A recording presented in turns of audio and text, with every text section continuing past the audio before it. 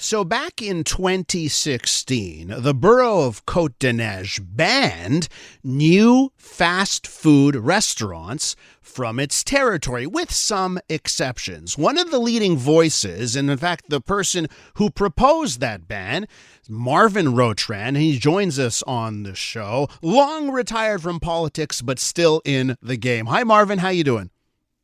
I'm okay, Elias. How are you doing? I'm doing well. And, this week, La Presse took a stroll along Cote-des-Neiges and near Queen Mary and a couple of other streets. And what did they find? Despite this ban that came into effect in 2016, lo and behold, there has been an increase in fast food. And of course, there are some concerns about what this means for the health of those students that are in the area, high school students, you name it, in the area. So, Marvin, what are your thoughts here? We're now 8 years after this ban, and it doesn't seem like it's led to any real changes.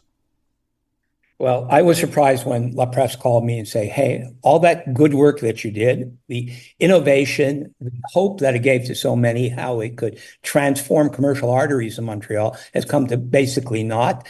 And look, I'm away on vacation. I haven't been able to verify all of La Presse's facts, but what they said is pretty shocking. They essentially said that the borough hasn't been enforcing the bylaw, that restaurants that were permitted under the bylaw because they were regular restaurants have been transformed into fast foods, and that's a definite no-no, and that more permits have been issued, and the city doesn't do any inspections.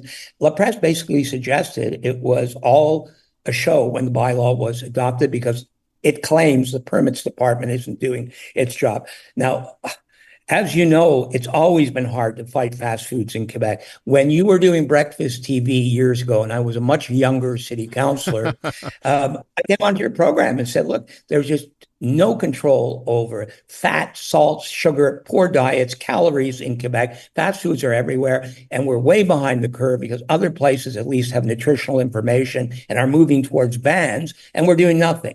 And for years, the restaurant industry and the Quebec Agricultural Ministry, which looked after the type of signage of fast food restaurants, didn't want to know. We won that eventually. The industry moved, and I thought that was hopeful that we could go a lot farther. And over the years, we did win a couple of little things like, zoning changes to allow fresh fruits and vegetables to be sold on commercial streets, easier to get a permit, making sure that people wanted to build near a metro station didn't have to put in the same number of parking spots as you would somewhere else. In other words, to encourage walking, etc. But we eventually, in Cote-des-Neiges, Notre-Dame-de-Grâce, with the help of Russell Copeman, who was the mayor at the time, got a very innovative bylaw adopted that said no more fast foods in our territory, except in some areas along St. Jacques Street and along the Décarie Expressway. Nowhere else. Permits, once a place closed or moved, wouldn't be renewed, and we would have a tight grip on it. The reason, we wanted to encourage a better offer of food. We wanted to promote healthier lifestyles. We wanted people to know that their borough was with them. There was a whole package of stuff. And guess what? On day one, we were basically sued by Association of Restaurant Owners. And they said we had exceeded our powers. We won eventually in court.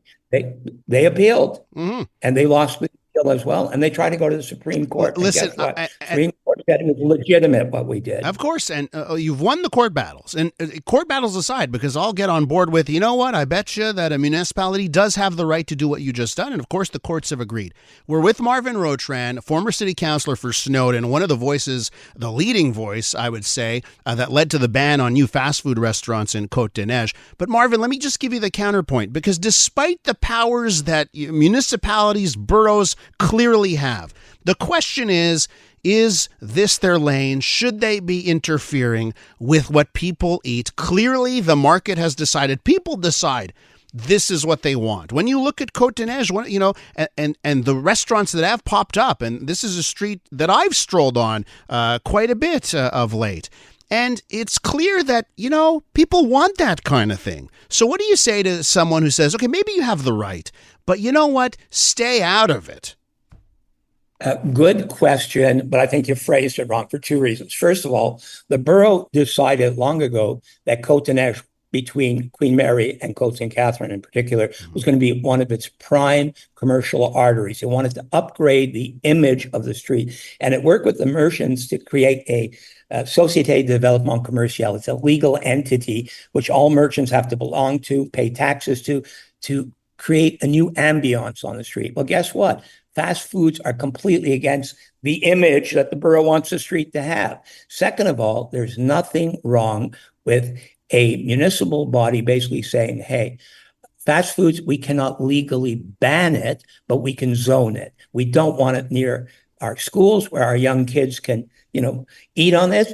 There's been an obesity epidemic in North America, particularly in the US, but in Canada as well. There's a large number of young Quebec kids don't get enough exercise, don't eat well. We have an obligation to ensure that they have a healthier lifestyle. So there's nothing wrong for us to say, well, all right, fast foods, can't ban them. Let's put them here and there. You want to open a new one, you got to go to that area. Fast foods generate cars and traffic. They basically encourage people not to eat healthy and to have a more sedentary lifestyle. I'm hearing you that there is a market for it. I think we should be discouraging that market. We can't ban that market, but maybe we can show people there's a different way to do it. So here on Cote-des-Neiges, there are two questions. One, why hasn't the borough enforced the bylaw that the council voted in the mandate? So let me get to that, because perhaps, and this is maybe how you have to look back now and say, oh, maybe we made a mistake. Apparently, one of the issues here is when this bylaw was enacted, there's a couple of very large loopholes that these restaurants are using, right? So one of them is if they're technically a caterer, if they'd have no seats, right? If you just show up to a counter and take the food out, apparently that's allowed. And as well, if while you're in the restaurant, even if it's quote unquote fast food, as long as they're not giving you the food in the restaurant in disposable containers, if they give you a real plate and real knife and fork, apparently that also lets them open up. So perhaps if you look back at now 8 years ago, did you make some mistakes? Did you include too many large loopholes?